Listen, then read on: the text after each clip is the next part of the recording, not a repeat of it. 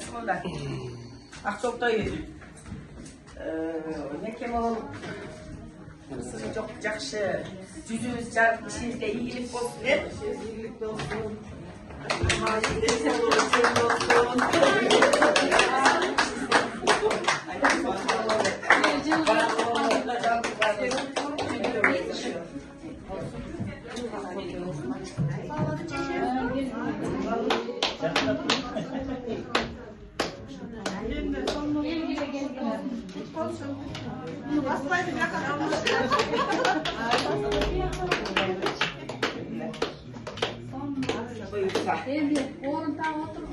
Kandaydın oturalım sırası. Kalcuna oturgulayım bugün. Taslar kalır. Gelme. Tek öteyim ben. Yaklaşık oturup bunu oturmayın. Ya, atacağım başa geldiler. Mutlu var böyle lüt almayı taşına.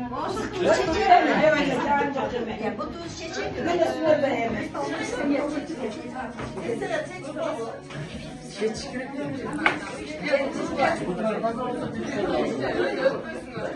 Bunlara hemen bakıp birinci özü üstüne aparat gelsince bir aparat içine bakarlık koyuldu. Nampan dayarda verdi. Ne mi işte?